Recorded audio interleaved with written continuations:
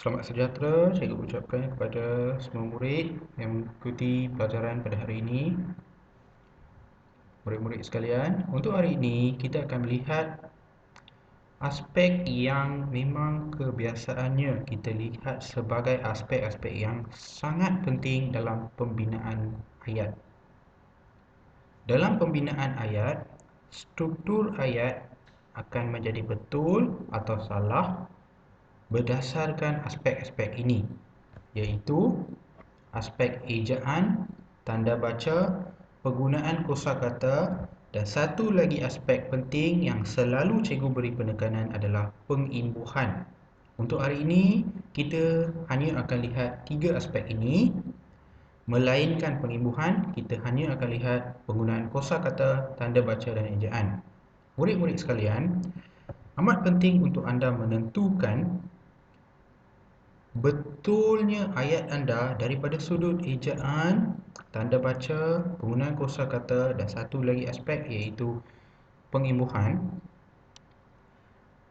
untuk memastikan mesej yang ingin anda sampaikan dapat disampaikan mengikut tujuan asalnya. Sekiranya ada perubahan atau kesalahan daripada sudut ejaan, tanda baca, kosakata, malahan pengimbuhan, bermakna ayat anda tidak dapat menyampaikan mesej yang sebetulnya mengikut tujuan anda menulis ayat berkenaan kepada pembaca. Oleh itu, sangat penting, amatlah penting untuk anda menentukan betulnya ayat anda daripada struktur, ejaan, tanda baca, penggunaan kosakata. Satu lagi aspek adalah imbuhan, dan kita hanya akan beri tumpuan terhadap tiga aspek untuk pelajaran hari ini. Mari kita teruskan dengan perenggan yang diberikan di sini. Cikgu harapkan anda membaca perenggan ini terlebih dahulu sebelum anda mengikuti sesi PDPR pada hari ini, supaya anda mendapat pemahaman yang lebih jelas sekiranya anda memahami keseluruhan isi kandungan perenggan ringkas ini. Boleh juga dinyatakan sebagai satu petikan ringkas kerana ia mengandungi tiga perenggan di sini. Baik, murid-murid sekalian, umumnya keseluruhan email ringkas ini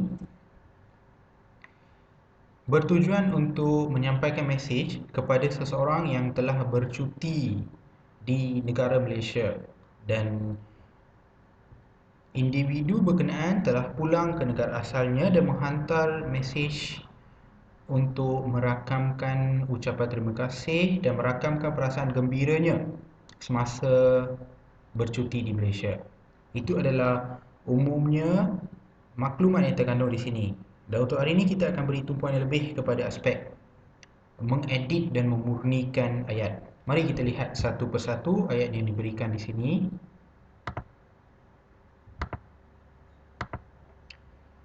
Cikgu bergerak daripada ayat pertama ini. Hai Johan, terima kasih atas layanan saudara semasa saya bercuti di negara Malaysia. Cuba anda lihat di sini. Fikirkan sebentar, apakah kesalahan ayat ini? Murid-murid yang dikasihi, ayat yang cikgu bacakan dan ayat yang diberikan sebagai ayat pertama ini merupakan suatu ayat penyata. Jadi, tidak perlu ada kata seruan di penghujung ayat ini.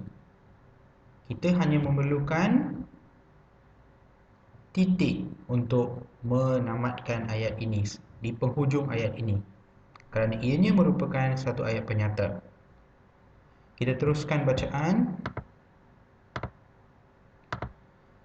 Ingatan bercuti di negara Malaysia masih belum pudar.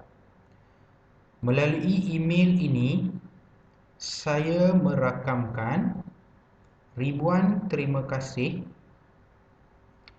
pada keluarga saudara, tiada kesalahan, layanan selesa keluarga saudara terhadap saya begitu mengharukan. Apakah pendapat murid-murid tentang aspek kesalahan dalam ayat ini? Fikirkan sebentar. Cuba anda lihat maksud perkataan mengharukan ini. Murid-murid sekalian, mengharukan merujuk kepada suatu perasaan resah atau risau. Semestinya maksud ini tidak langsung berpadanan dengan mesej yang disampaikan oleh penulis email ini. Beliau hanya menyatakan layanan selesa keluarga saudara terhadap saya begitu merujuk kepada perasaan gembiranya, perasaan sukanya terhadap pengalaman bercuti. Jadi tak perlu kita ada perkataan mengharukan di sini. Mengharukan merujuk kepada perkataan risau, resah. Kita perlu gantikan dengan perkataan yang merujuk kepada perasaan gembira. Untuk itu, yang lebih sesuai untuk menggantikan mengharukan ialah mengharumkan. Maksudnya, perasaan gembira semasa bercuti masih segar dalam ingatannya. Itu yang ingin disampaikan dalam ayat ini. Kita teruskan bacaan. Jika diberikan peluang, saya ingin berada lebih lama di Malaysia. Juga merupakan satu ayat penyata.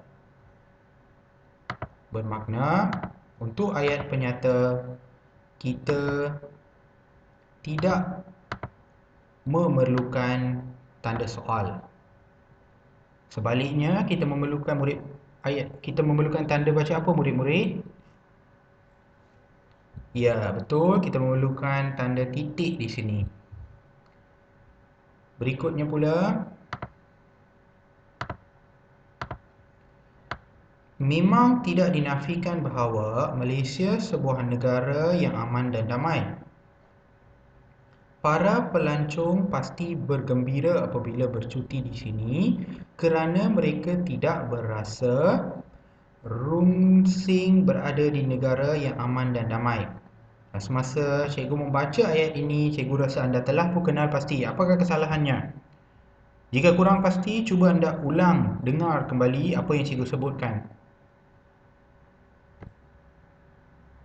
Ya, betul. Kesalahan di sini adalah kesalahan ayat.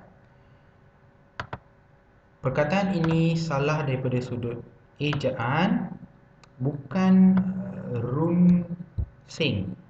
Sebaliknya, R-U-N-S-I-N-G, runsing. Salah. Yang betulnya runsing. Dua suku kata yang kita lihat, runsing. Runsing merujuk kepada perkataan risau atau resah. Bermakna, mesej yang disampaikan dalam ayat ini adalah para pelancong yang bercuti di negara Malaysia tidak berasa risau kerana mereka gembira di sini. Dan dalam pada masa yang sama, cuba anda lihat perkataan pelancong. Salah ejaannya, dan yang ini saya pasti murid-murid sekalian memang kebiasaannya dah pun dapat kenal pasti kesalahannya. Cuba sebutkan ejaan yang betul. Pelan. Ya, betul. Cikgu rasakan anda pasti dengan jawapannya. Pelancong. C-O-N-G. Berikutnya pula adalah rakyatnya juga berbudi bahasa dan peramah. Oh, ya. Cuba anda lihat perkataan ini. Memandangkan oh merupakan suatu kata seruan yang menunjukkan perasaan kepastian, kita perlukan tanda koma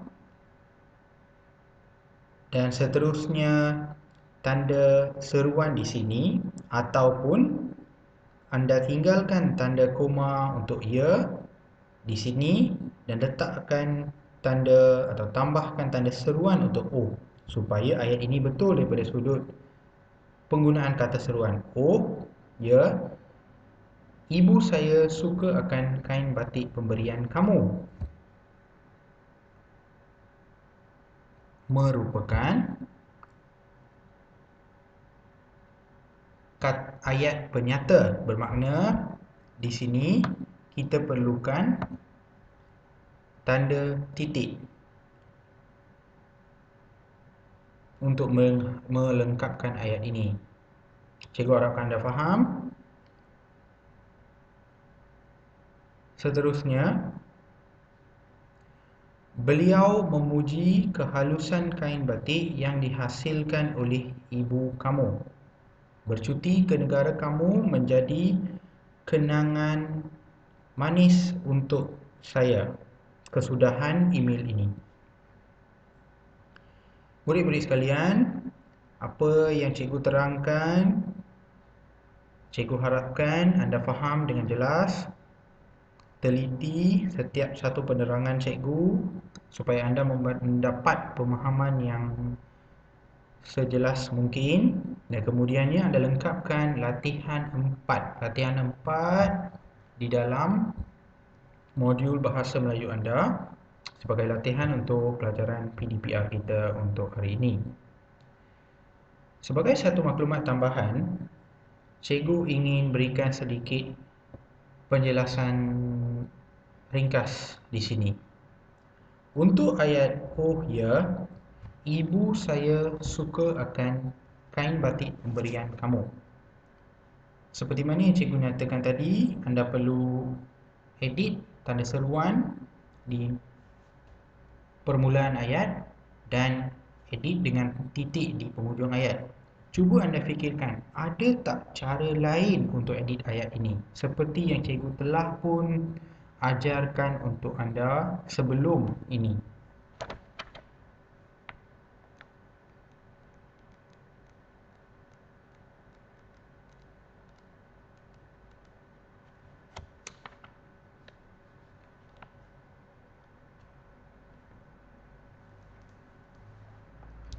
Cikgu rasakan anda sudah dapat mengenal pasti apakah perubahan lain yang kita boleh buat terhadap ayat ini. Satu lagi cara untuk kita mengedit ayat ini adalah oh, ya, koma, tinggalkan seperti mana yang sedia ada. Ibu saya suka akan kain batik pemberian kamu. Di sini kita perlu letakkan tanda seruan. Ini satu lagi cara untuk kita membuat pembetulan atau mengedit dan memurnikan ayat ini. Itu adalah sebagai maklumat tambahan untuk kamu. Cikgu harapkan anda lengkapkan latihan ini sebaik yang mungkin. Semoga kita berjumpa lagi untuk pelajaran sesi PDPR pada waktu akan datang. Terima kasih.